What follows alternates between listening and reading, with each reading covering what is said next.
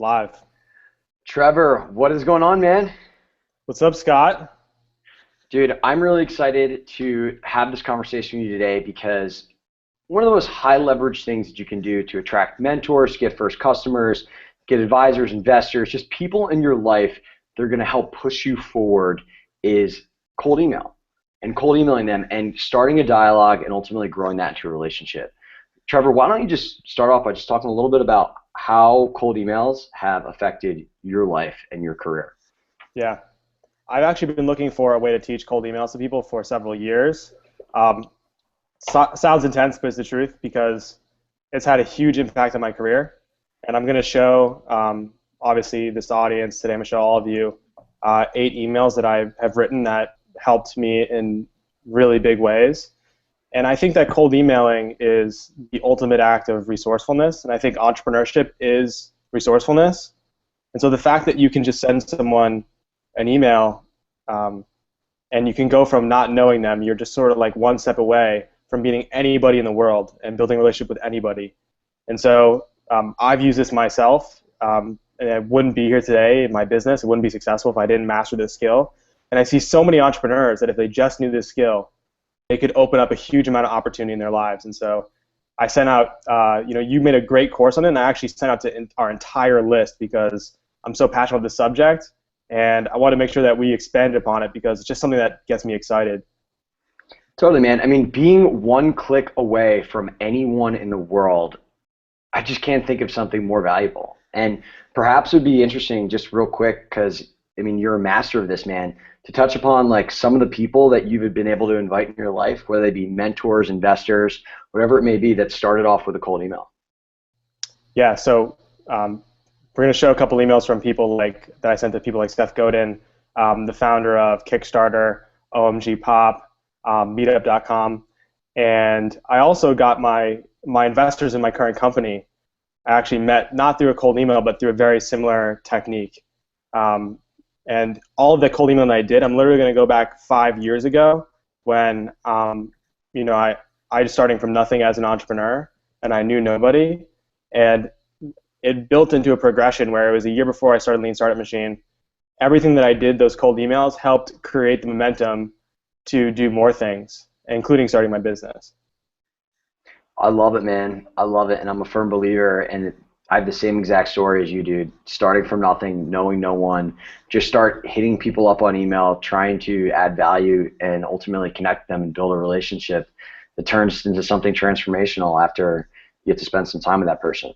Let's go ahead and dive into the first email, man, that started your connection to Seth Godin. Great. So a big influence on me, and I recommend everybody read this book, is Dale Carnegie's How to Win Friends and Influence People. Because the way that most of us send cold emails, we always try to say like, this is who I am, and my company is so great, and you should work with me because of X. And it's the exact wrong approach to sending cold emails, because when you're sending people who are very busy a message, they really don't care about how successful you are. They really want to know. People are, every day, the biggest thing in all of our lives, sad. It's kind of sad to say, but it's the human condition, is our ego. And so I tried to learn early on to phrase every single contact in terms of the other person.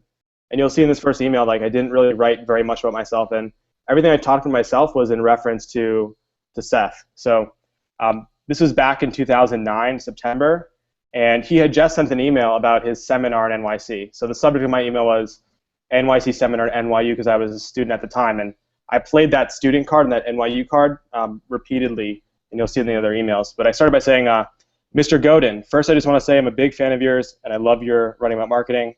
I first came across your book, Purple Cow, 3 years ago as a high school student, and reading it deeply affected how I think about marketing.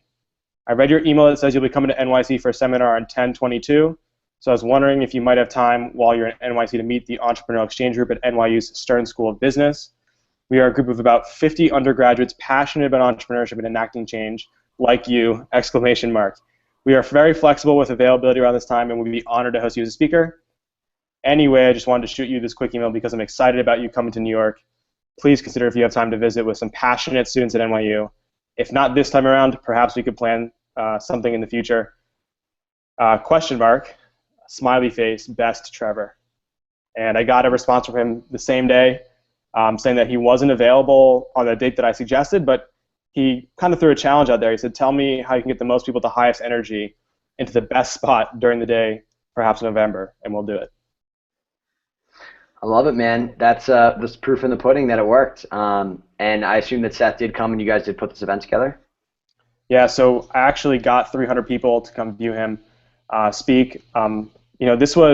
Seth is someone that I really looked up to and really wanted to learn from. So I wanted to bring him to NYU not only to meet him, but also to hear him speak.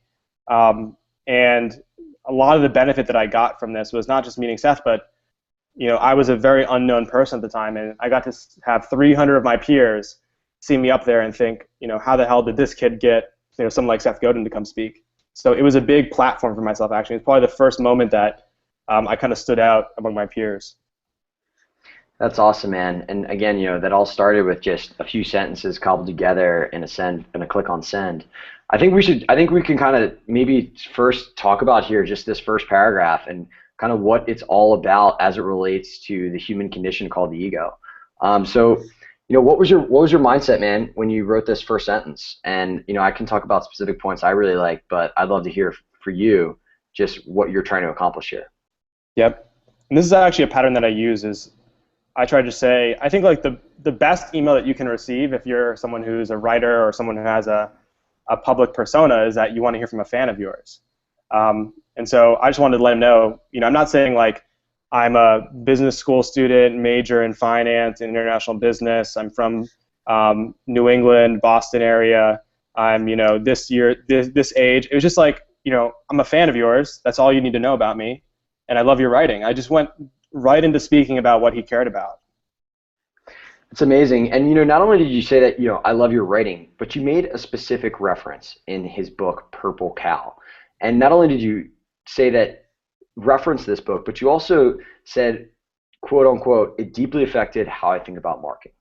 Nothing more, the words like having a profound effect on somebody and verbalizing that is just an incredibly powerful thing than like, I really like your book. If I was to say like, I really like your book versus like, your book changed the way that I think about marketing or changed the way that I think about relationships with people, like that copy, even though it might have the same intention, just dramatically reads different and it makes it so much more powerful. And this sentence that you really like his writing is made so much more powerful by a specific reference to Purple Cow or one of his works, because this person really can see that you are a genuine fan versus like some guy who's truthfully just trying to get together get a relationship going because you think it can help you. Yep, and it adds credibility. I think there's, I didn't do much to really try to make myself credible except for just mention NYU. I mean, you can see my email address. You see it's stern@NYU. And I mentioned something very specific about him. So that adds credibility. And it's not like I'm not trying to prove myself. It's just part of my message. In terms of being specific, you wrote here that I read your email. It says you'll be coming to NYC for a seminar on October 22nd. These type of, that demonstrates that you are a genuine follower and that you're in tune with what he's doing. But I think personally, like triggered, time-sensitive, time events, things that happen, referencing that email is just like an incredibly powerful way because it adds like a little bit of a story to why you're reaching out versus like, hey, I think you're cool and I want your help. It's like, hey, I saw this thing that you did. And as a convenient way to both mutually benefit, we can get together, we can have this conversation, or you can come speak at my thing. And I just love that you did this, man, because it makes it like a highly relevant ask, or a more relevant ask by referencing that you read that he was coming to NYC on the 22nd. Yeah, and it also makes him feel like it's convenient too, because I'm saying, hey, you're already going to be here. Why don't I make your trip even more valuable? Even though he's actually based in NYC, I didn't know that at the time. But it's also like very similar if you're meeting someone at a networking event. If you walk by somebody and you don't say anything, it kind of makes it awkward to approach someone like later. But if the first time you like see somebody and you just extend your hand and start to talk to them, it's like a very natural, like, oh, I saw, like you have almost an excuse to talk to people or an excuse for an ask. So it's just something about like, how we think as human beings. Absolutely. Speaking of flexibility and openness and all of that, you know, a lot of times people make an ask in the email. They're like, can you get together on X date? Can we have this call at this time? Whatever it is. And you have to realize like kind of where you stand in the totem pole of the conversation. It, Perhaps if you were like President Obama, asking Seth to meet on a specific date might make sense because Seth, I mean, you're the president. You're busier than this person. You have more going on. You might be able to add more value. I'm not necessarily sure, but like you're nobody at this point, man. You're just a student asking for help. And so when I like how you basically said here, like you gave him a date so that it was easy for him to decide, like he didn't have to think about like when he's free and all that. But you also said we're very flexible with availability around this time, and we'd be honored to host you as a speaker. And what you're essentially doing here is indicating to him that this doesn't need to be a binary decision of a yes or no. If this is something that he wants to do, he can do it on the 22nd, or he can do it at another time that's convenient. But you want to make this happen, and you're willing to accommodate his schedule, which I think is a super important thing to take into account, especially when you're communicating with very busy people. Exactly. And that actually worked in my favor because he wasn't available at that time. And I think that if you're too flexible, it can kind of backfire on you. Like I've sent emails where I was like, we'd love to have you, in the month of May or something. And that's like not specific enough where you're just asking too much of people to decide when they're going to do it. So I like proposing something and then just mentioning that you're flexible, that like your number one priority is because I'm such a fan of Seth. And keep in mind, like this is like 100% genuine. People reading this might think some of the language is hyperbolic, and I can come off as a pretty hyperbolic person, but what I always do is I always focus on things that I'm passionate about. I wouldn't have reached out to Seth if I wasn't a true fan of his. And I kind of made it clear by adding that statement that what I really want is just to have him speak, and it's not anything, let's say, opportune, like a specific event that I need to fill an extra slot for. It's like, no, I need you to come because I'm your fan, and you're going to be here. This is the one opportunity I have to have you come to NYU. So there's some almost romanticism about it, Absolutely. I mean, so many people are like optimized for like volume, and when they're emailing people, like, oh yeah, I want to build a network. I'm going to go ahead and email every single entrepreneur and have that work and see how that works out for me in my city or in my town, and try to get coffee with them. But what you're doing here, and what I think is supremely more effective, is you're making like this is like, Seth, like you are my hero, you are the man. I admire everything that you've done, and you are the unique person that we can have to bring most value to this event. And that's a completely different type of feel and tonality and message that you're trying to communicate than basically just carpet bombing everybody in NYC. Yeah, totally. And I'm only going to show, like 8 emails, and 6 of them are the ones that I wrote. And like it's really like these 6 emails that made a huge difference in my career. It's not like 20 emails that I needed to like, first of all, build my confidence, build my brand, attract mentors. It was just like 4 or 5, like counting on one hand the number of carefully chosen and thought about emails. And it didn't actually take me a lot of time to write this, but it was meaningful to me to write it. I love it, man. Let's jump down to the last paragraph, and I'll just reread it, and then I'll talk a little bit about how I feel about it and why I think it's effective. Anyway, I wanted to shoot you this quick email because I'm excited about you coming to New York. Please consider if you have the time to visit with some passionate students at NYU. If not this time around, perhaps we could plan something in the future. ? Smiley face. And just for anybody who's listening to this in the audio-only format, you can get this video on lifelonglearner.com or on Trevor's YouTube channel. Lean Startup Machine blog will probably have it, so you can see the exact text. But what I really like here, man, is like, you use colloquial tonality. So a lot of people write emails to people they don't know, and it sounds like they had a pen with a feather on it, and they were writing by candlelight, and they sealed an email with like some like I don't even know how to describe it. Like just think 1800 style or letter writing and sending mail. Extremely formal. Yeah, exactly. Extremely formal. And like, you're not writing to King George here. And like, what you're doing is you're coming off very humanistic when you say something like, hey, I just wanted to shoot this quick email, man, because I'm excited about you coming to New York. And that humanizes you. It makes you more likable, and it makes this person more want to help you. And we joked a little bit about this before we hopped on and started recording here, is that like the tonality that I like to use in a lot of my emails, especially when I'm reaching out to people for help, it's like I want to sound like a chubby eighth grader, like asking for help, because people want to help that person. I don't want to come off as like going down an Excel sheet hit list sales jockey, Yep. because that's not necessarily like an endearing person that somebody can empathize with. So I really, like I just want to shoot you this quick email because I'm excited about you coming to New York.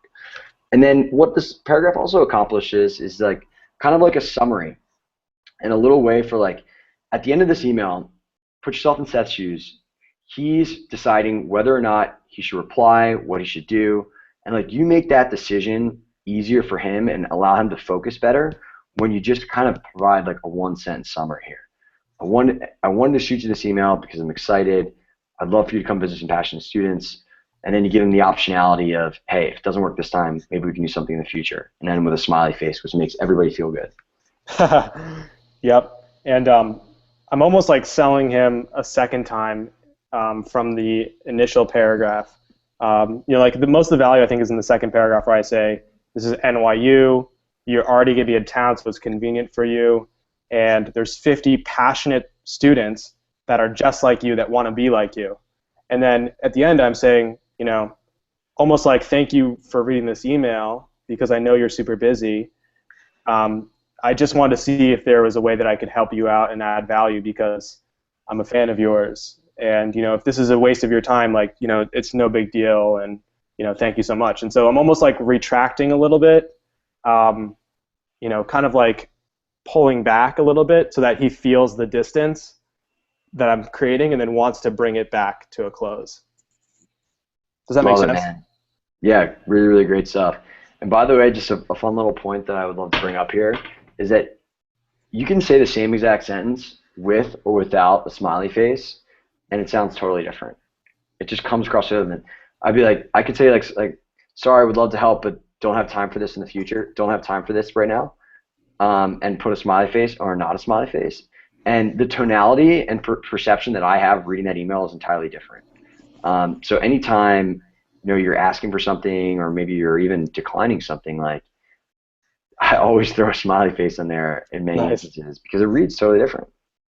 Yeah, I mean, there's like almost no negative to looking at a smiley face. I mean, it has an instant emotional connection that you sense happiness, right? That's like the ultimate. I mean, it can backfire if you're asking for something formal. Like we'll show another email later that's maybe a little bit more formal than this, but the whole tone of this email is like I'm starting with Mr. Godin, which I would never write an email today starting with Mr. as a CEO of a startup, but because I was a student, it just has a nice, like, very genuine feel to it.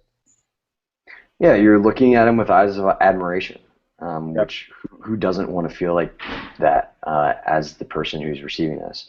Yeah. Lastly, one thing I'll just touch upon is, you signed off like best Trevor.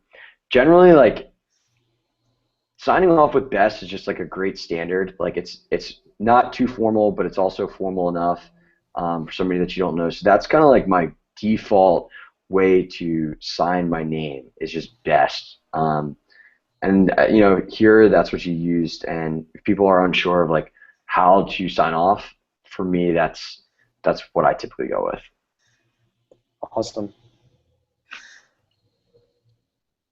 So you want to move to the next one? Yeah, let's do it. Awesome. So these are going in progression. So this was September 2009. This next one was in, let's see here, December of 2009 as well. And this is Charles Foreman. He's actually was the founder of OMG Pop, which is a really cool company in New York. They actually sold for $200 million to Zynga a couple of years ago. And he was someone that I was like, an eminent kind of founder in New York City tech scene when it was very early. And I really did like his product. So I start by saying, Charles, and so everybody knows the way I found everybody's email address using like Rapportive. Most founders of startups, their email is their first name at the domain. So it's really easy to find. So I think I just found it with Rapportive or just tried his first name at the startup. And I said, first I just want to say I'm a huge fan of yours, kind of the same intro, and an addict of OMG Pop, which, his site is an addicting site. So you've built a great company and a product that rocks. Since I started playing regularly in September, I've gotten over 20 of my friends addicted to OMG Pop with little effort, and I love it. The reason I am contacting you is because at the beginning of every semester, my business fraternity, Alpha Kappa Psi, holds a campus-wide professional event, and we would be honored if you would be our speaker for this semester. Our organization is about 70 undergrad students, and almost everyone has played OMG Pop. More importantly, we all think that you're an incredible entrepreneur and would love to learn from your experience creating OMG Pop. The event is scheduled for 12:30 p.m. on Wednesday, Jan 27 in Tisch Hall. Here's the address. Really close to your office in Soho. If this date and time are not convenient for you, let me know and we must discuss an event on another date! Again, we'd be honored to have you speak at this event. Sincerely, Trevor Owens. And same day he got back to me.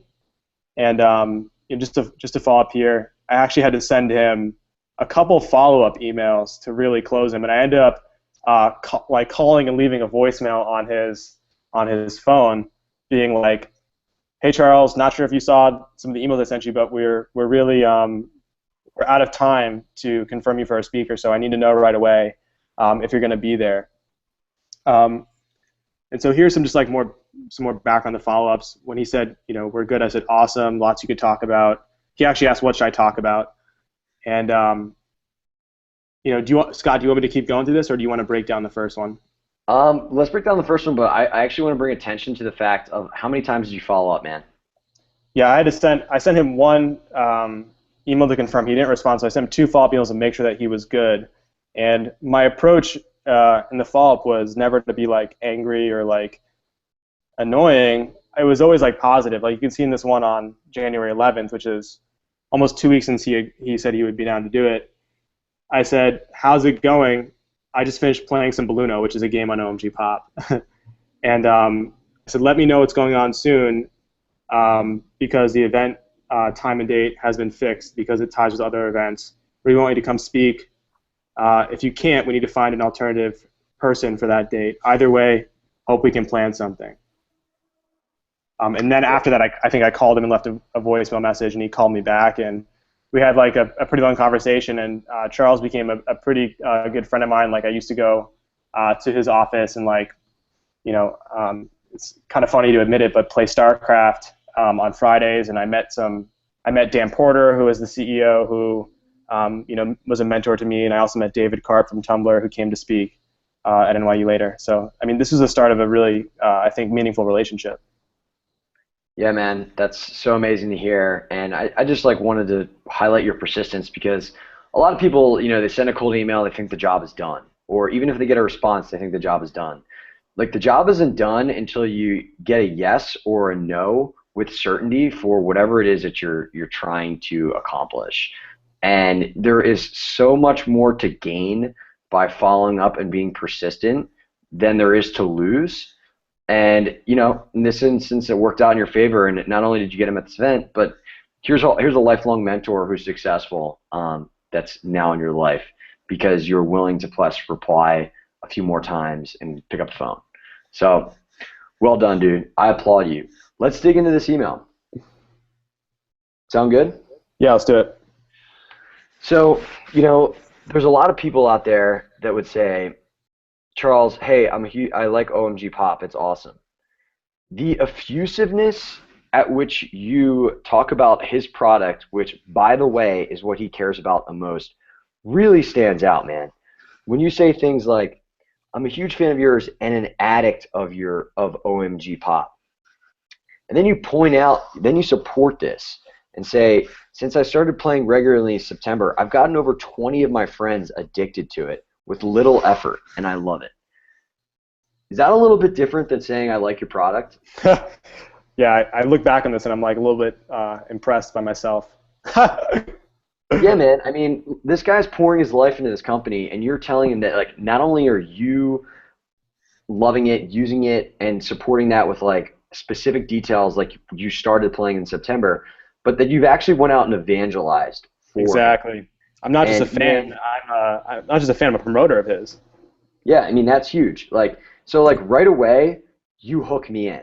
And this kind of like we didn't really talk about this in the last email, but like the way that I look at emails and cold emails is like the objective of the first sentence, the first couple sentences, is to just get somebody to read the rest of the email. Right. Because if you're not able to accomplish that, like you're dead before you even get started. You're absolutely not going to get a reply if you don't get somebody to read the email, unless your name's like Sergey Brin or something. But so like you do a great job here, man, by just like really making this person feel good and letting them know that like you are helping this person.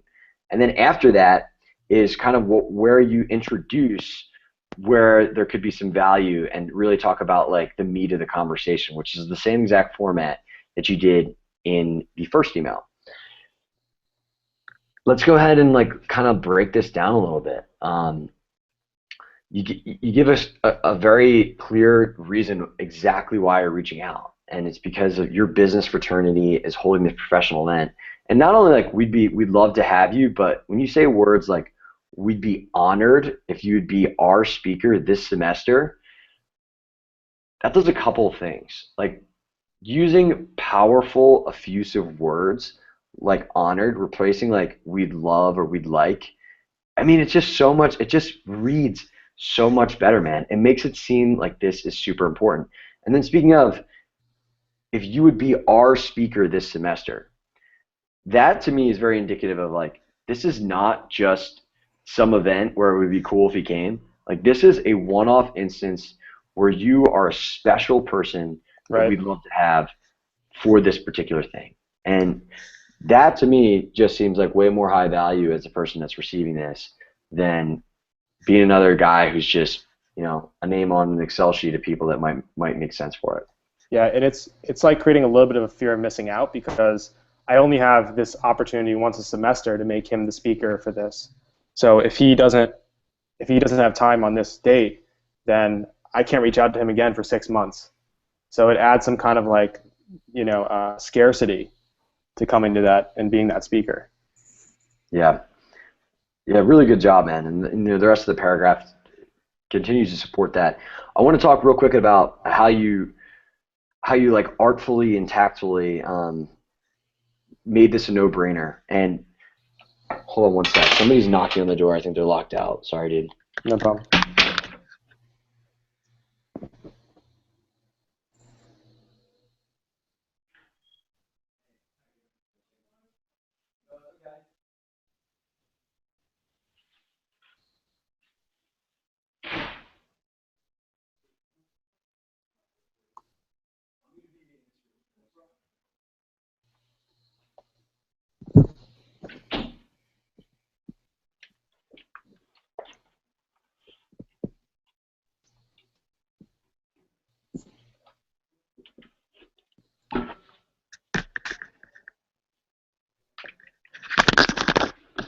Okay, sorry about that. We can edit that.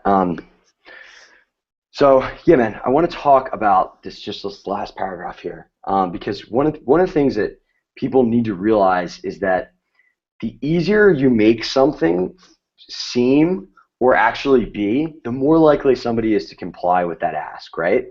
So you say the event is scheduled for 12:30 on Wednesday, January 22nd, and then you give the address and say this key point, which is really close to your office in Soho. So that shows me, A, not only have you done your homework, but when I'm trying to make this decision, if I am Charles right now, I could be like, this could be a pain, this is going to take me a lot of time. But you kind of just like insert the fact right here and make it glaringly obvious that this really isn't going to be that hard to do when you say something like really close to your office in Soho. And that's huge, man. Yeah, and I think like some people might think could be perceived as like kind of creepy or something, but it's his office. I don't think it's publicly available information. It just shows I did my homework. I mean, I wouldn't say something in email like close to your home address of so and so. Like that would be kind of too much, but just saying like I looked at where your office is, and I know that like we're super close. Without like, it's not like too much of a push. Like I'm not like adding a map here of like, from your Right. office to NYU, but Make a left at the front bush. yeah. Yeah, man, and then again, you realize you give some flexibility there, and I think it's important for people to realize that a lot of times, like when you are just kind of like lower on the totem pole than the person that you're reaching out to, like you want to try to really accommodate them, and I mean that's just the mindset that I think you should take. And right here, you just say, if this date and time are not convenient for you, let me know, and we must discuss an event on another date. And you finish off with just this nice thing that leaves him feeling good, and again uses effusive strong verbs in that, again, we'd be honored to have you speak at this event. Yeah. It's really good stuff. And just, one thing keeping in mind as people that are writing emails, or people that are trying to attract world-class people into their life, they're making a decision after they read the last sentence. So, you could say the most awesome stuff in the world, but if it isn't like an absolute no-brainer to connect with you, like you want to really make sure that you finish strong, because that's when the decision-making process is for that person to respond, to comply in whatever format it may be. Yep. And one thing that I did as well in this email is that you'll notice in the subject line there's a heart. And Nice. I wouldn't recommend anyone just copy that and add it to your like subject line, but I knew that Charles is kind of like a silly kind of guy. Like he's really funny if you watch him speak, and he does like these kind of like funny jokes. And so I tried to be a little bit silly in the email, like to match how his personality is. And even the Sincerely Trevor Owens is a little bit, it's not like formal, it's a little bit over the top, what I'm saying, in this context. Yeah, totally. And just for the people that are listening right now and don't have this in front of them, the subject line is NYU Heart OMG Pop. NYU loves OMG Pop. And I think that the high level point that you're getting at here, Trevor, is that you're best served calibrating with the people that you're talking to, right? So like if I'm talking to the President of the United States and then I'm talking to one of my frat bros, the conversation and the tonality that I'm going to use is going to be a little different if we're optimizing for effectiveness. And you always, like, people generally like themselves, are self-biased, so you always want to more or less, like, to an extent, appeal to that by calibrating and trying to speak in a way that they speak. So I think you did a really good job here that doing your homework, realizing that Charles was a playful person, and then adding some playfulness to your email. And just as an example that was kind of counter to that, if you go online, you see that somebody's the most formal person ever, and that they've never walked out of their house without a suit and tie on, and their hair perfectly combed. And, perhaps it doesn't make sense to write smiley faces and hearts and like 28 exclamation points and all that stuff. Yeah, and I actually want to add a couple things. So the heart also does another trick, which is that if you can add a character like in a relevant way to your subject line that people are not going to see in other subject lines, like maybe an @ sign or some type of character that's relevant, then it's going to make the subject line stand out a little bit more in their inbox than just like words that they're used to seeing. So sometimes just having your subject line be different than everything else in the inbox can add something. And I really liked what you said earlier about how like focusing on quality over quantity, because we're going to show like maybe a few relationships that really changed my career. And one of the best ways to fail at cold emailing is just sending everybody the same template. And I've seen salespeople do this in my company. I've seen entrepreneurs do this. And whenever I send anyone an email, even if it is like kind of like a MailChimp newsletter or something like that, like I always, almost everybody, I will make the first paragraph very personalized. Like I never send an email to somebody, even if I have to send like 20 emails that day, I'll never send an email that's the same to everybody, just because instantly when someone sent you like a template email. And when the first thing you say is something that like they talked about in their Twitter stream or something very relevant, it's just going to come across more genuine. So you have to do your homework in that regard. Totally. And like let's zoom out for a bit and realize that like the goal is not, and I'm really thinking about entrepreneurs and people that are selling stuff and trying to connect with people around a specific product. Like the goal is not to send the most emails, right? Yeah. because people are always like, how do I automate this cold emailing thing? Like, how do I just like automate and scale? And it's like the goal is to get the most number of meetings or people engaged in whatever your particular thing is. So that is like that is an important thing to realize, and like, oh, it's just a way to give yourself permission for this particular type of like personal level of personalization that you've used in this instance. Yeah, and the goal is to reach out to someone that you've admired. I mean, that's really the goal. That's how you're going to have the most success, is by reaching out to that person that you should be reaching out to right now. I mean, everybody has a few people that they admire in their life, and you're going to build a great relationship if you reach out to that person and just try to add value. Totally. And, you know, I mean, man, we can just riff on this all day, but I just wanted to bring this to the forefront here. You know, we're talking a little bit today about cold emailing, but we're also talking about attracting world-class people into your life. And I just want, in both this email and in the first email, you had an asset in an event that allowed you to really create a platform to add value to every single person that you're reaching out to. And I think that that's like really important for people to realize, that like generally everybody wants to be featured, everybody wants to reach more people, anybody that's a creator wants to get their message out there. And like, if you are starting from nothing, one of the most valuable things that you can do is figure out some type of platform or stage where you could lift this person up that you're reaching out to, because it just is going to make like asking them and building that relationship so much easier than just saying, hey, I know that you're one of the top 5 CEOs in New York, but can I get 30 minutes of your time to pick your brain? Like, come on. Yep. And we're gonna show an email from a mentee of mine at the end about how she reached out to Jack Dorsey and got a meeting and got him to mentor her. But that's another example of, you know, quality over quantity that we've been talking about in attracting people into your life. Love it, man. Let's move on to the next one. Awesome. So this was an email I sent to Perry, who is the founder of Kickstarter, and this is almost a year later. Looks like 9 months later. I said, hi Perry! Exclamation! I'm a senior at NYU and president of Tech at NYU, an entrepreneurship and tech focused group. I love Kickstarter and actually funded 2 of my projects with it, Hack and Why Hackathon and I Want to Be a Geek on a Plane.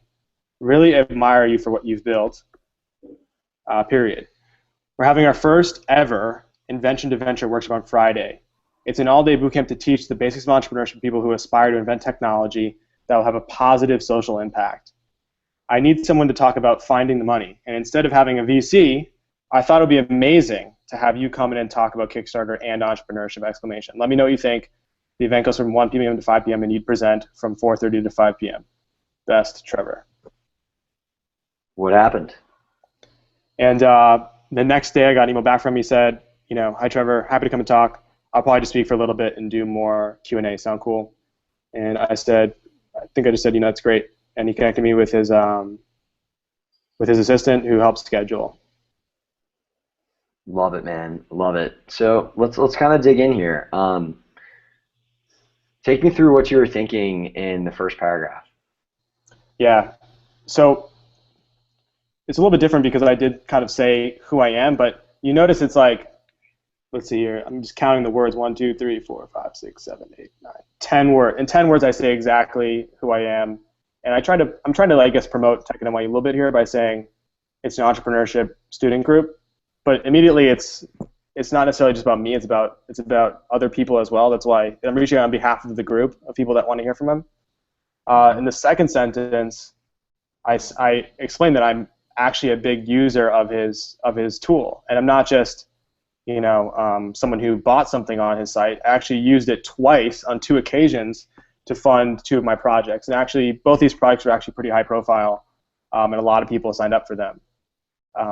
So it's just like an OMG Pop. It's not like I'm just a customer. It's like I'm a heavy user of the tool, and so just echoing that last statement with I really admire what you built. Right, man. And I think the important thing here is, like, you know, when you make a statement, that's always going to be more powerful when you evidence it with a claim, or when you evidence it with a specific example. So, you know, yeah, I'm a big user of Kickstarter. It's like, I'm a big user of Kickstarter, and I funded 2 projects, and they were Hack NYC Hackathon and I Want to Be a Geek on a Plane. And that to me stands out immediately, like, okay, this dude's legit, he's genuine, like, this guy is helping me and all the people at my company succeed. And I'd go ahead and say that this, looking back on it, could potentially even be improved by hyperlinking those 2 specific instances to the actual Hack NYC page and I Want to Be a Geek on a Plane pages on Kickstarter, because it would be super easy for that person to go ahead and verify and see that, like, not only did you use it, but you were successful and that you are like a superpower user of this thing that they care so much about. Exactly. Cool, man. So next paragraph, I mean, this is really kind of along the same format, where you've got their attention, you've kind of appealed to their ego, and then you kind of dig into like exactly what your ask is. You know, we're having this boot camp to teach entrepreneurs the basics of entrepreneurship that will have a positive social impact. Were you strategic in bringing up the fact that you were looking to have a positive social impact? I think so, because I know Kickstarter's mission is, partially like a positive social impact. Right, man. I think so. We talked a little bit about this again before we hopped on the recording, but as many opportunities that you have while still being short and concise, because everyone's super busy, to reference things that they've written about, that you know about them, that just potentially like parts of somebody's life and ecosystem and thing they care about. Like, the more that you can reference those things without being like insanely over the top, like almost in like subtle, nuanced ways, the more effective that you can be. So like here you didn't say like, hey, I know your mission is to have a social impact, but you just literally just like, yeah, we're looking to work with these type of people that have this thing that, oh, by the way, is exactly what it says on your website. Yeah, it was very subtle. It's great, man. And then you brought up the idea of like, I need to talk to someone about finding money, and instead of having a VC, I thought it'd be amazing to have you come in and talk about Kickstarter and entrepreneurship. I imagine that there is a lot of discussion in Perry's life amongst investors, amongst other entrepreneurs, amongst other people that compare raising money with venture capital, raising money with Kickstarter, and the benefits of that. And I would say that I'd imagine that this is like a very like an issue at large that is important to him, is important to the company's mission, and you managed to do a really good job of injecting this into the dialogue to give him really a platform to talk about this thing that he probably cares about. Yeah, and I wasn't asking him to talk because I just wanted him, and I know he's a big name. And in fact, Kickstarter at this time was not as big as they are today also. But it was really like, I think in my head, who would be the perfect person to talk about this thing that I have to have in the schedule? And then I reached out to him, realized that he was the perfect person, and just reiterated that. And it's almost like a sales opportunity for him, because I'm telling him everybody in this room needs to find money. And I didn't say it directly like you're mentioning. It's just it's just like that's what his company does. And I didn't say like, I thought because your company helps people raise money that you should talk about it and sell your product. I said, I need someone to talk about this, and I thought that you'd be a great fit for it, basically. Love it, dude. Love it. Let's go ahead and look at another one, dude. Great. And so here's a fourth one, and this is you notice that all 4 of these emails have NYU in the subject line, and the reason why I'm showing these 4 emails is because this is back when I really had no reputation, I didn't really know anybody, and this is showing you like a kind of a case study of my story. So Scott Heiferman is the CEO and founder of Meetup.com. And so the email is NYU Startup Week keynote. It's just 4 words. It said, "Hi Scott, heard a lot about you and really admire your accomplishments as both a founder and leader in NY Tech community. It's amazing how the NY Tech Meetup has grown to 11,000 members since you started in 2004. I'm a senior at NYU, and I organize the NY Tech Meetup student group and Tech at NYU, which is a student council for technology and entrepreneurship. We're planning the first ever NYU Startup Week, so I use the word first ever again, from April to 5th to 9th. I loved your speech at New York Tech Meetup in February and would be honored if you would speak as our keynote for Startup Week. We're planning this event for Monday, April 5th at 5 p.m. Let me know if you're available. We hope NYU Startup Week will launch NYU to become a future startup hub." And so I actually had to email him again 2 days later to follow up, make sure he was ready. And then Um, I just said, "Hi Scott, I'm trying to finalize the details for Startup Week. Let me know if you're available on the 5th. We'll be an honor to have you speak." And he got back to me the next day saying, "You got it. Happy to do it. Very excited to see NYU Startup Week emerge!" Exclamation. This is great, man. This is really, really great. I think one thing that I want to bring up before we kind of dive into the content is how you followed up with this person. So you could have sent a separate email, right, after you try to reach out to this person and ask them to be part of what you're involved in, and instead you just replied all to the original email. Why is this such an effective practice? This is one that I implore as well. Yeah, and I also mentioned again the date, just in case like he didn't need to read the other email. I mean, a great technique is that if you actually have like a tool that can tell you if they opened the email or not, it can give you context as to what to say in your follow-up. But in this case, I guess I kind of assumed that maybe he read it and didn't have time to respond, or just added some more helpful information, because he's probably going to read the most recent email before he reads the first email. Right, and I think the point here, and by the way, if you're looking for software to see if somebody has read your email, I highly recommend TalDApp, which is just a really, really good way to see basically when people have opened emails so that you can be timely with these follow-ups. But I always like to, instead of sending separate emails, I like to reply to the original email, because you can write like 1 or 2 sentences and it doesn't look incredibly daunting to read, especially when you're reaching out to busy people, and they can just scroll down and see all the additional context that they need without having to go to multiple places. If I send somebody an email and then send them a separate email referencing the same thing as a follow-up after I haven't heard from them, I'm asking them to do a lot of work. I'm asking them to dig through their inbox, find the other email for me, read it, open it, and it's just way less convenient and has way more friction than just following up by replying to that person over on top of the original thread. Yeah, totally. Cool. So if we dig into this initial email here, I love how you reference the specificity of your compliments, right? So you start out by saying how you really admire the accomplishments as both a founder and leader in the New York tech community. And I think it's really cool how you say it's amazing how the tech meetup has grown over to 11,000 members since you started it in 2004. You could have said, hey, it's really cool like how big the New York tech meetup's gotten. But like this is clearly evidence that like this is a meaningful organization in you. You've done your homework about it. And then you kind of like logically transition into the fact that you organize the New York Tech Meetup student group. So this thing that is related to what has been a catalyst and such a foundation of his business and tech at NYU. I mean, that's powerful stuff, man. Like you want to talk about, like we talked a little bit about this off the record about how you want to almost generate this idea that you're like long lost soulmates with these people that you're trying to invite in your life. And I can't think of a better example of how you artfully did this than this email.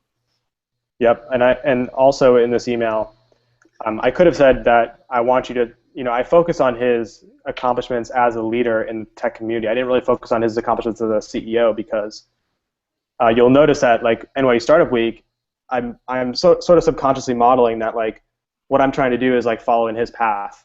Right? I'm trying to launch. I'm saying you launch a startup community in New York.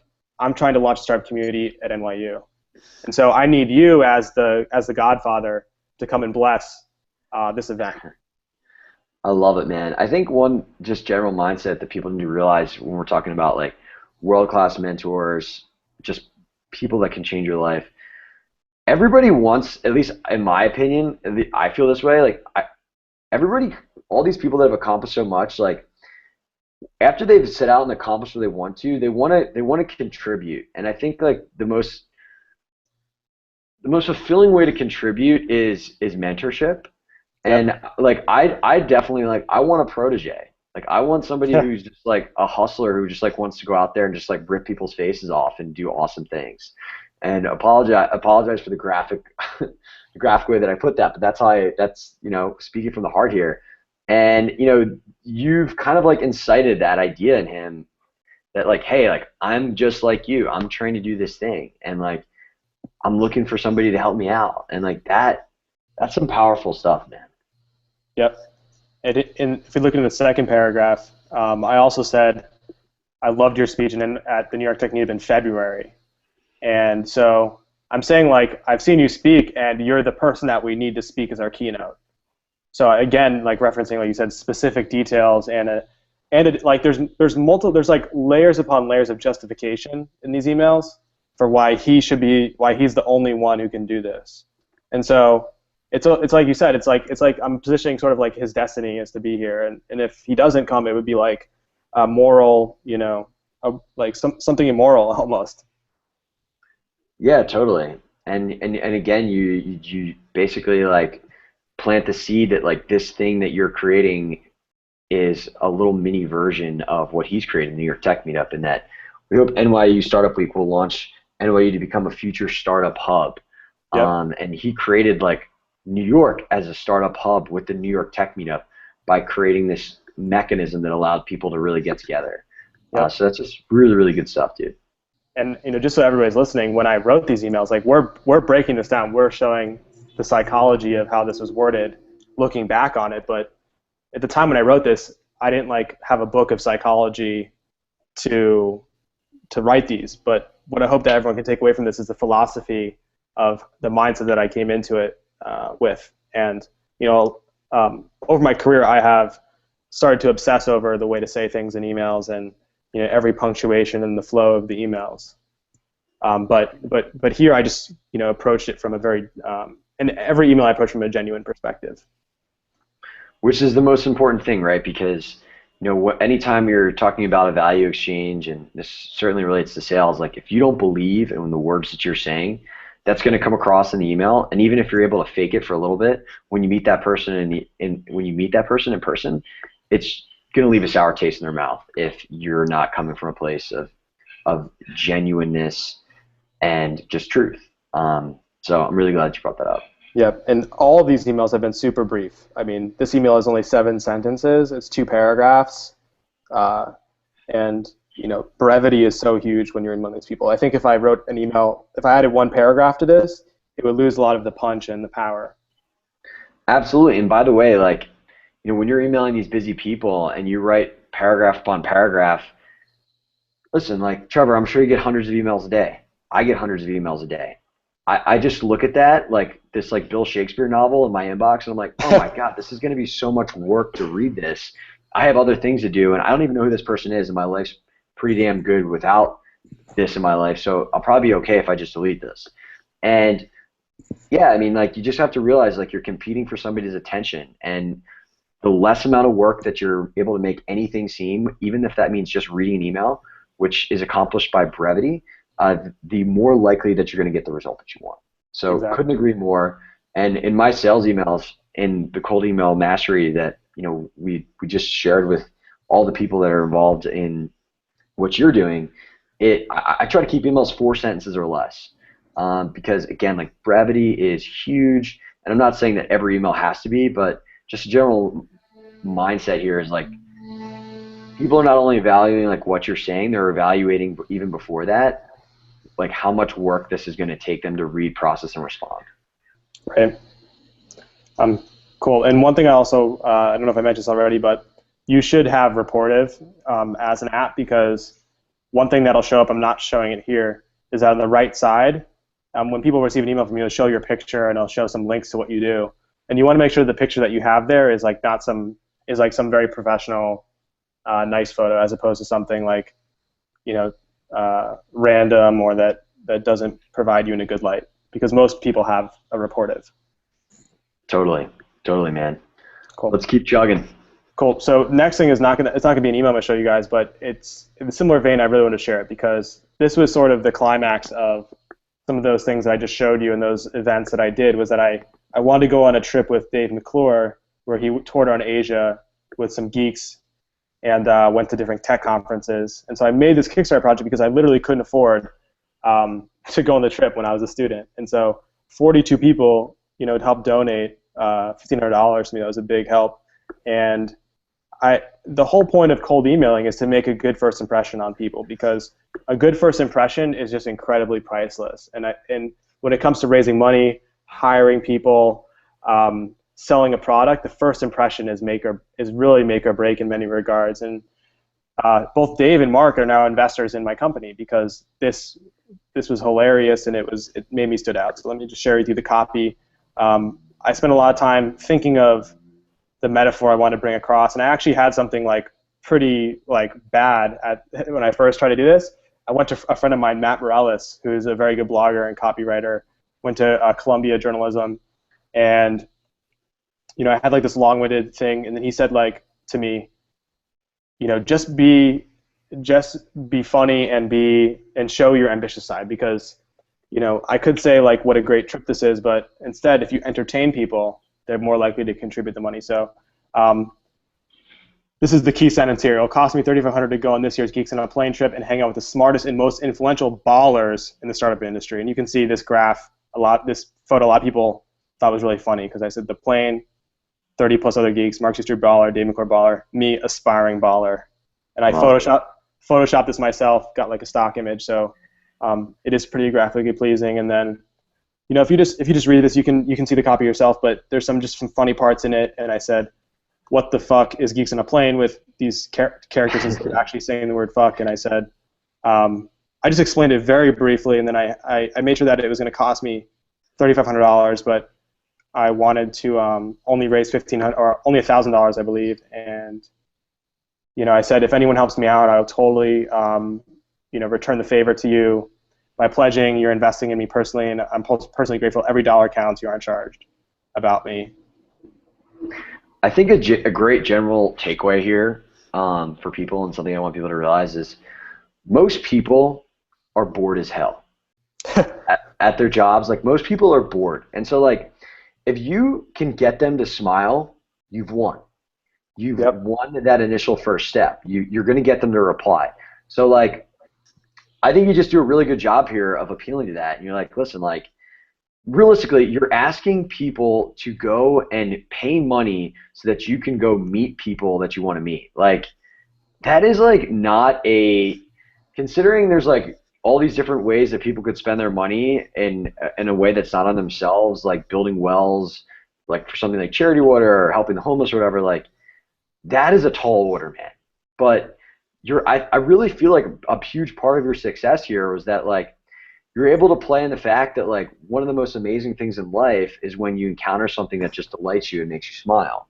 Yep. And you can do this with your email copy, or you can do it on a Kickstarter page like you've done here. And this is like something that I do in emails all the time, where, like, just like a kind of almost a what's the word? Like a pithy last sentence with a winky face that I know just like leaves somebody like smiling is a super, super little thing that you can do that can totally change your likelihood of getting a response. Yep. And this was a key sentence here, is that I said, honestly, when I dream at night, I think of Geeks on a Plane, and I'm a normal college kid, ... So, yeah, man. When I sent this out, actually, it went not viral on Twitter, but a lot of people noticed. I had some people reach out to me, someone from Shanghai who offered to host me that was on the trip. People that I had never met before donated to it. And keep in mind that over the last, this was officially like May 2010. The first email I showed you was September 2009. And so for a full year, I had been adding value to people by hosting these events, just selflessly to get people out there. I wasn't promoting any of my own products. So Scott, one thing that made me realize that I had to do, like, talk about this with you, is because in your courses you talk about having an inner circle of people, and usually these inner circle you're adding value to for a long time, and then when you finally need to promote a product of yours, if the time is right, you're not just trying to sell them, but at some point you are going to need help from other people in your network. That it's really key that you've been adding value for. This is a year, almost a full year before this happened. Totally, man. And what's kind of cool, like, looking at this, is like, you wanted to meet Dave and Mark. At the time, did you have any idea that they were going to invest in your company? No. Like, but what you did was you put yourself in a position to succeed in the future with just this initial step. And by the way, like, we should talk about this a little bit here. These people are busy as, like, so busy, man, and have so many awesome, interesting people to reach out to them. but most people are probably reaching out to them the same exact way by saying like, hey, my name is this and this is my company. You really did an amazing job of standing out here, and I think like a general mindset people should take when they're thinking about like getting attention and mind share of world-class people is how can I stand out in a way that's not off-putting? And this is an excellent example of that. Yep, and I'm also promoting both of them. So anyone who started talking about this project was including them in tweets. Their names came up in, everybody has like a Google Alerts for their own name. And so Mark told me that like he first saw like the Google alert like for his name, and then this came up. And I'm calling them both ballers here. I'm promoting them. So it's hard for them not to have a positive reaction with this. Totally, man. I love it. I absolutely love it. And by the way, Dave McClure, if anybody has ever followed his stuff, the guy is like hilarious, at times profane, and Mark's a pretty funny guy as well. And they probably love the fact that you call them ballers. Again, you're calibrating with the way that they behave in a way, which makes this way more impactful than being like, influencers. I'm looking to connect with influencers. Yep. Yeah, it's very in mind with both their kind of personalities. And so Mark actually wrote a blog post about this, I think, maybe a year later or something like that, where he referenced it and, how it made a big impact on him. And I also kept in touch with Mark for like 3 years before he decided to invest. And it was just because I admired him. There's like a lot of VCs out there, but the people that invested in my company were people that I actually admired, because even approaching them for money, it has a much bigger impact when it's someone you truly respect. Your whole tonality, your whole approach changes. I love it, man.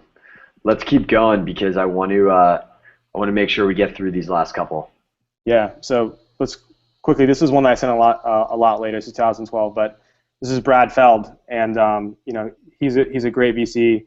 The reason I want to share this is because he actually mentioned, and I don't know if he was just being humble, but he said that he usually doesn't go to events, even in Boulder, and I got him to come to this event. So the subject line is "Judge at Lean Startup Machine Boulder?" ? I said, "Hey Brad, hope all's well, and sad to hear you didn't make it to South by Southwest!" So he just blogged about how he couldn't make it to South by Southwest, and he had to actually cancel. He was going to speak at the Lean Startup track. So I said, was really looking forward to seeing your panel at the Lean Startup track, and I kind of, not necessarily guilt tripped him, but there's some kind of like, almost like the Band-Aid method that you talked about. Like I'm introducing kind of a problem that he has, and then I'm saying, well, we're bringing Lean Startup Machine to Boulder for the first time, and would be honored to have you judge the final presentations May 20th, 4 to 7 p.m. Are you available? ? And I just introduced what is Lean Startup Machine. I just explained it very briefly in 2 sentences. It's not a hackathon. The goal is not to launch a product or company. It's a 3-day workshop to teach entrepreneurs skills to validate ideas quickly, getting out of the building.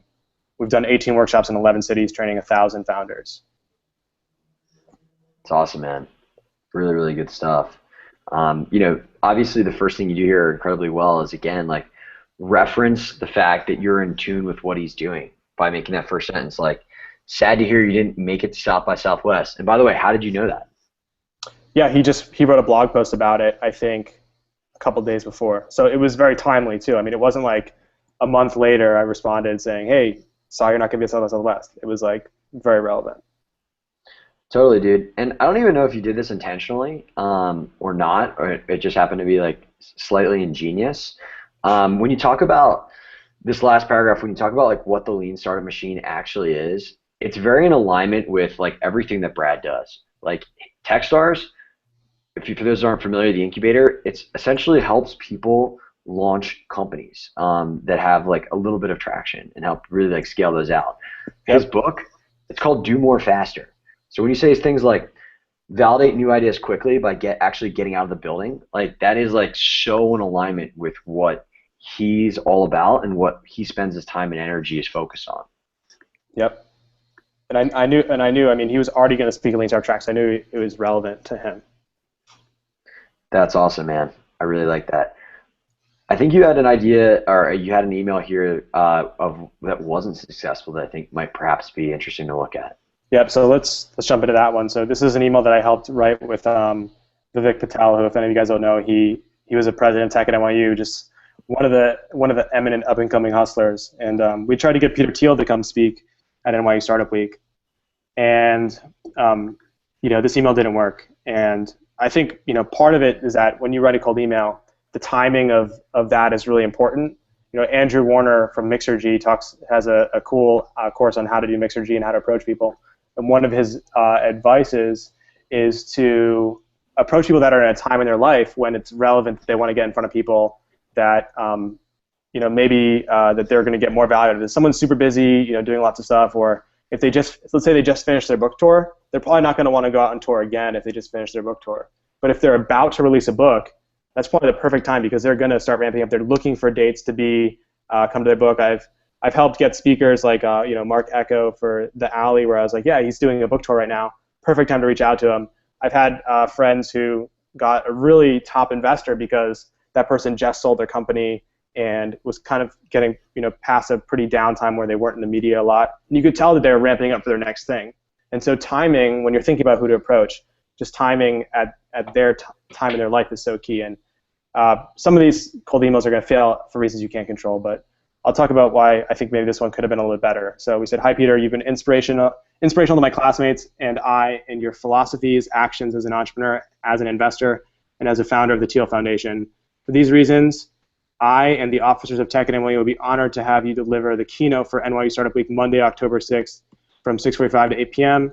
We bolded that so it'd stand out. NYU Startup Week is NYU/NYC's foremost student-run festival on entrepreneurship and innovation. If you keynote, I will fill our largest auditorium with 500 of NYC's top students and innovators and live stream for many more to watch. Stanford's basis president, who I met in May, spoke of the success of your talk last November, and from that moment I knew that you would be the perfect person to deliver this keynote. A little more than an hour of your time will leave a lasting impact on NYC's youth. Sincerely, Vivek. And then he wrote some details like to summarize it below the signature. So let's talk about why you think this didn't work.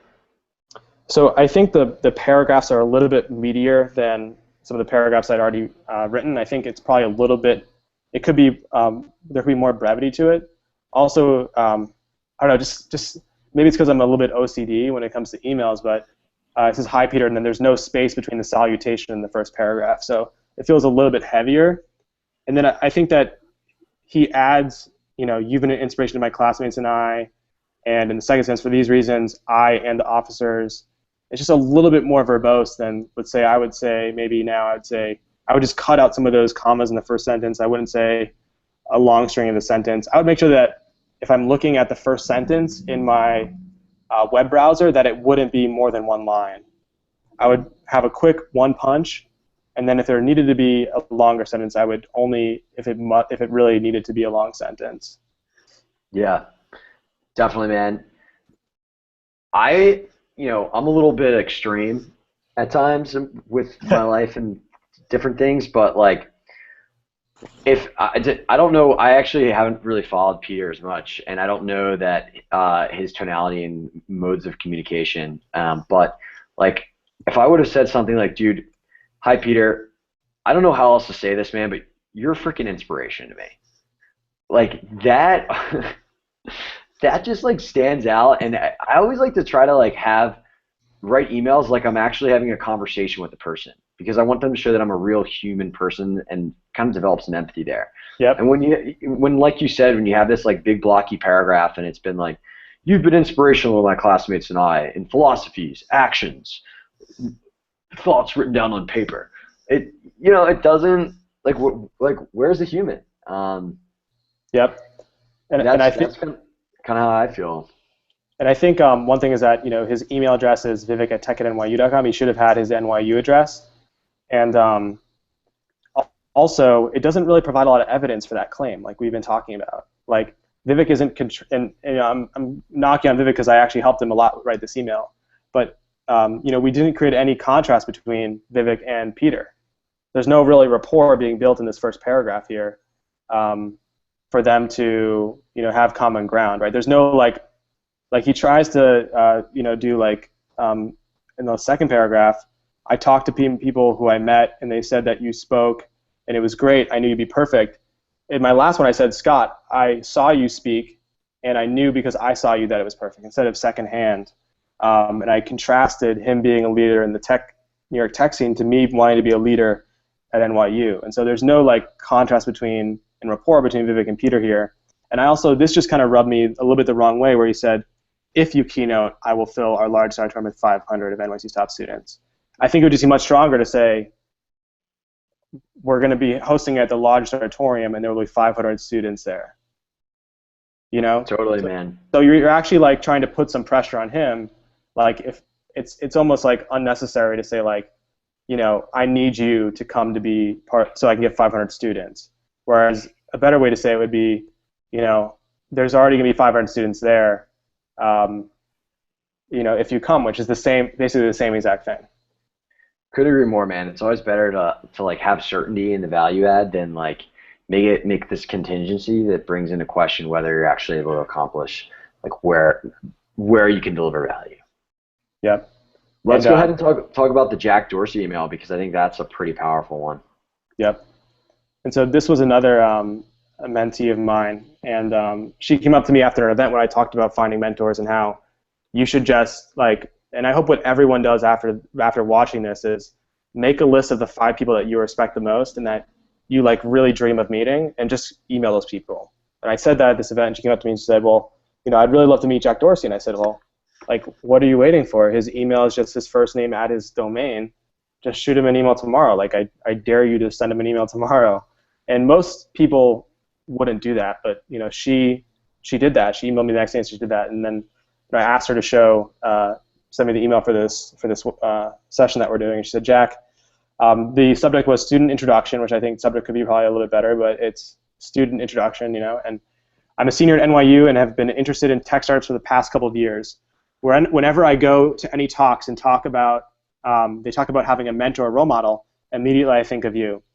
Most recently, when Square acquired 80/20, there were pictures of the contents inside Box you give to every new hire, which gave me further insight into how truly great of a leader and role model you are to myself and countless other entrepreneurs. Your attention to detail and design, along with rhetoric similar to that of the Checklist Manifesto, is extremely admirable. I am looking to strengthen my startup experiences, preferably something at Square. So if you know of anything, I would be more than happy to apply myself for a position and would be more than grateful for anything you recommend. Hope to one day meet you, exclamation, keep being awesome, exclamation. And he got back to her, wow, like actually a couple weeks later, and said, happy to meet next time at NYC. With regards to jobs, we're always hiring, exclamation. And I believe she followed up like a week later, and she wasn't really planning to go to San Francisco, and this is a really good trick if you want to see if you have an opportunity to meet somebody. She said, I'm going to be in San Francisco in a month, and so it'd be convenient, you know, if you can meet for a quick coffee. And so he said, you know, sure, great, here's my assistant, let's connect. And then she booked her ticket to go there. And one thing that I was really impressed with what she did is she actually got him a gift that was very thoughtful, because she researched that Jack really liked maps. And so she got him a book of maps and wrapped it in a newspaper article about him. And you know, she presented it in a way that wasn't like creepy, but you know, was just thoughtful. That's just like more demonstrations of going the extra mile than I can count. Yeah. It's so awesome. Why do you think that of all the, like, what specific things about this particular email do you think made Jack respond versus probably the hundreds of other emails he gets every week from people that want to connect with him?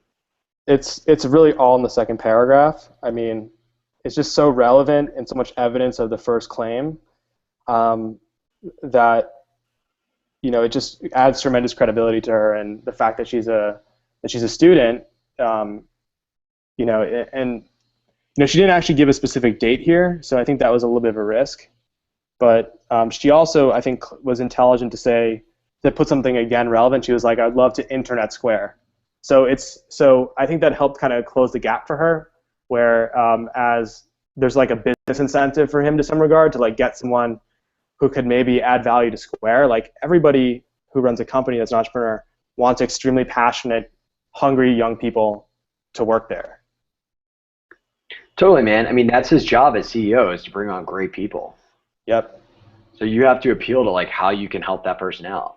And the things that I really like is like just the attention to detail and references of instances that most people probably didn't even pay attention to. Like there were pictures of the contents inside the box you gave to every new hire. Like how the heck did she know that? She probably did a ton of research.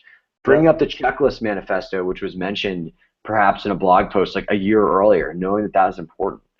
I mean, these are things that only someone who genuinely looks up to this person as truthfully the mentor role model they'd love to have would know. And she does an excellent job of really demonstrating that and bringing up surfacing these finer details. Totally, man. And I guess, like one thing too, like I like the way that she ends the email in terms of like, hope to one day meet you, keep being awesome, exclamation points. Yep, like, personality. Exactly. Personality. People generally like in life, people like doing business with people they like. People like meeting people they like. People like taking a chance on a phone conversation with people they like. So the more that you can come off as like an enthusiastic, fun, joyous person, in my opinion, the odds are higher that somebody wants to get to know you and bring them into your life. Yep. And just so everybody knows, when she did meet with him, like she brought the gift and she went for the close. And I thought this was very daring that she just said, would you be interested in being my mentor and advisor to my company? And she talked about like a startup that she was working that was kind of pretty relevant to his. It was actually a journaling startup, and I think Jack talked about one of his luck was how he loves journaling. So she got she developed a relationship with him and kept it going after that by emailing back and forth to him, showing him designs of her potential startup. If she got really serious about it, he probably would have been one of the first investors. Yeah, absolutely, man. Man, this is really incredible stuff, and it's just really kind of evidence, like to bring this full circle of what we talked about in the beginning, that like being one click away from anyone in the world, be it somebody that you want to hire or somebody that you want to have as a mentor of one of the most powerful emerging tech companies out there, it's a superpower, dude. It is, man. There's like literally nothing that I can think that you can do besides build spaceships. That's more high leverage. Yeah, and that's going to change your life. I mean, she was, and this is keep in mind, she sent me this, and you'll see the what makes them special, the blue arrows on the left, because she actually turned this cold email into a course she started teaching other people. So clearly this exercise changed her life forever. Otherwise, she wouldn't have been teaching it to other people. And so I hope that when people stop listening to this, they seriously try to write at least one email to someone that they have the utmost admiration for, following this format. I know, like for a fact, I'm going to go do that right now because there's people that even I've been putting off that I should be reaching out to that could really change my business. But refreshing this in my mind now is just giving me the perfect motivation to go do it. Totally, man. And I think that's like I'm really glad you brought that up because I actually am in the same boat in terms of like, I have a pretty good network. Like I have some pretty cool people in my life. I have a lot of things to do. I'm super busy, but quite frankly, I've gotten complacent. Like there are still people that I would love to have in my life that are going to push me further, faster than if I try to do everything by myself. So I'm going to do the same thing, and I think that's a great idea of everybody listening out there and watching. Just do some homework. Like create a list of 5 people that could dramatically change the trajectory of your life, and be daring and bold enough to send them an email because guess what? Like fortune favors the bold, baby, and like the only way that you can get what you want is if you take action. And you literally have nothing to lose. It's not like you're going up to them and there's potential for an awkward conversation. The worst thing that could happen to you is that they just never see your email and they totally forget about it. I mean, you literally have nothing to lose. You only have the entire world and a complete inflection point in your whole life to gain. I love it, man. Trevor, this has been such an awesome conversation, dude. I'm really glad that we got to put this together. Me too, man. I'm really glad. I'm really pumped. I feel like I had just 5 espresso shots on this call. I love it, dude. So real quick, I mean, I just wanted to bring attention to everybody that's listening. Like, we didn't really talk much about Trevor's company, but which is Lean Startup Machine, which is Javelin. He has multiple things going on. But like right now, I'm actually using one of his products, Quick MVP, to test ideas. And essentially, it's an incredibly easy way to generate landing pages and then attach Google AdWords and drive traffic to those pages from one place to really validate your ideas. And so, in the past, I had to use like 3 different tools to do this. And right now, I have it all comprised in one place. And it's made it incredibly easy for me to determine the feasibility and demand for a lot of different ideas that I have. So I just wanted to give you a quick shout out, man, because I love what you're doing and I think it's absolutely awesome and valuable. Scott, I really appreciate that. And for those who are listening, as soon as you stop listening, go send an email to somebody, and then you can go check out Quick MVP. It's quickmvp.com. So thanks, Scott. Awesome, man. Alrighty, bud. Well, been a pleasure having this conversation with you, dude, and just can't wait to see who you get responses from and who you email after this. Yeah, for sure. I'm gonna send you whoever I email after this. Keep each other accountable. Sounds good, brother. All right, man. Later.